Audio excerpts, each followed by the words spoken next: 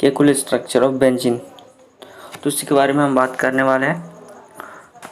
तो जो स्ट्रक्चर है बेंजीन की, तो उसकी आइडेंटिफाई किसने की थी, उसकी खोज किसने की थी? तो 1865 में साइंटिस्ट जिसकी नाम है फ्रेडरिच अगस्ट केकुले, जिन्होंने बेंजीन के स्ट्रक्चर को आइडेंटिफाई किया था। तो उन्होंने ही फर्स्ट आइडेंटिफाई किया था बेंजीन के स्ट्रक्चर को। तो उनके हिसाब से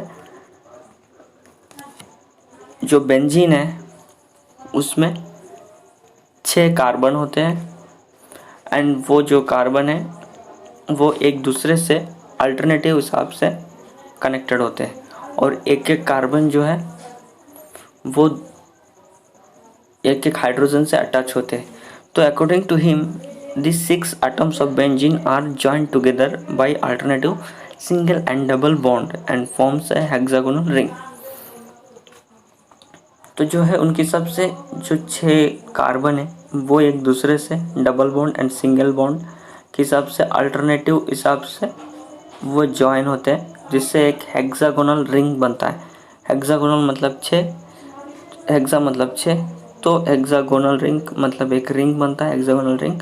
और जो है एक एक कार्बन के साथ एक एक हाइड्रोजन अटैच होता है, and each carbon is further connected to a hydrogen atom. तो एक एक कार्बन के साथ एक एक हाइड्रोजन अटैच होता है। दोस्तों ये थे केकुले स्ट्रक्चर, यानी केकुले जो है वो बेंजीन रिंग की खोज की थी, उनके हिसाब से बेंजीन रिंग कैसा है। तो अब उनके जो स्ट्रक्चर है उसमें कुछ ऑब्जेक्शन है, तो उसी के बारे में हम देखेंगे। तो बेसिकली 3 ऑब्जेक्शन है उनके स्ट्रक्चर में। तो फर्स्ट ऑफ ऑल जो है, this structure could not explain the stability of benzene towards oxidizing agent and can not be explain this substitution reaction after having 3 double bonds. दोस्तों ये जो स्ट्रक्चर है, ये जब बेंजीन जब किसी एक ऑक्सीडाइजिंग एजेंट के साथ अगर रिएक्शन होता है तो उसके स्टेबिलिटी को केकुले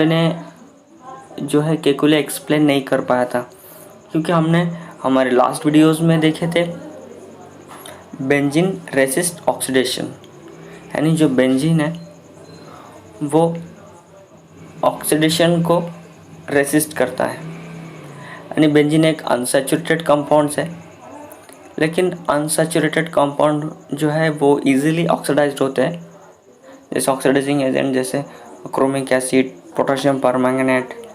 लेकिन बेंजीन एक अनसैचुरेटेड होते हुए भी वो एक सैचुरेटेड जैसे बिहेव करने लगता है, तो इसलिए वो किसी ऑक्सीडाइजिंग एजेंट्स के साथ रिएक्शन करने में रेसिस्ट होता है, नहीं कर पाता है। तो उसकी स्टेबिलिटी को केकुले ने एक्सप्लेन नहीं कर पाया था, और वो सब्स्टिट्यूशन रिएक्शन को भी वो एक्सप्लेन नहीं कर पाया जिसमें 3 बॉन्ड्स होते हैं। Next, according to this structure only 1 monosubstituted and 2 disubstituted product exist, but in actual only 1 monosubstituted product is known, and the position of single and double bonds are not fixed, they can oscillated which not explained by the Kekule structure। तो दोस्तों जो according to Kekule, तो इसमें एक जो है एक मोनोसब्स्टिट्यूटेड and डाइसब्स्टिट्यूटेड products exist करता है अकॉर्डिंग टू केकुले, लेकिन एक्चुअल में एक ही मोनोसब्स्टिट्यूटेड प्रोडक्ट ही पाया गया है। लेकिन केकुले के हिसाब से एक मोनोसब्स्टिट्यूटेड एंड 2 डाइसब्स्टिट्यूटेड प्रोडक्ट होगा, लेकिन एक्चुअली एक ही मोनोसब्स्टिट्यूटेड प्रोडक्ट ही पाया गया है। और जो बेंजीन में सिंगल एंड डबल बॉन्ड्स होते हैं, जो यहाँ पर डबल बॉन्ड्स है, यहाँ पर सिंगल बॉन्ड्स है। नेक्स्ट, यहाँ पर भी डबल बॉन्ड हो सकता है एंड यहाँ पर सिंगल बॉन्ड भी हो सकता है। मतलब जो बेंजीन में जब बॉन्ड होते हैं, double bond and single bond, वो ऑसिलेटेड होते रहते हैं, उनकी कोई फिक्स पोजीशन नहीं है, वो फ्रंट भी जा सकते हैं, बैक भी जा सकता है। तो इसी को केकुले ने एक्सप्लेन नहीं कर पाया था। Next, according to calculus, benzene contain 2 kinds of bonds, its single and double bonds, but X-ray diffraction shows that benzene is a regular hexagon with an angle of 120, but all carbon-carbon single bonds length are equal, so Kekule failed to explain the carbon-carbon single bond length of the benzene। तो Kekule के हिसाब से एक benzene में जो है 2 तरह का बॉन्ड्स होते हैं, double bond and single bond.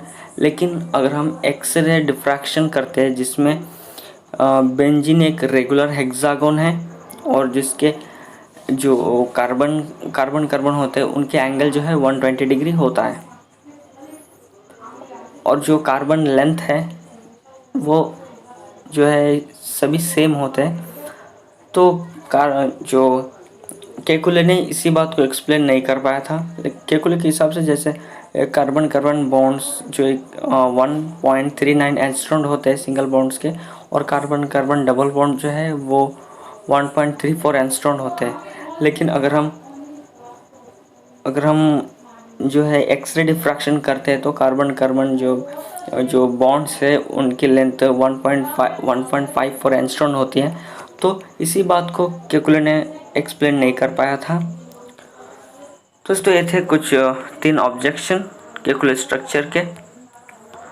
अब हम नेक्स्ट वीडियोस में हम डिस्कस करने वाले हैं resonance and molecular orbital and aromaticity of Huckel rule, इन सभी के बारे में। तो दोस्तों उम्मीद करता हूँ कि आज की इस वीडियो आपको पसंद आया होगा। वीडियो पसंद आए तो लाइक करें, चैनल पर आप नए हैं तो प्लीज़ चैनल को सब्सक्राइब करें।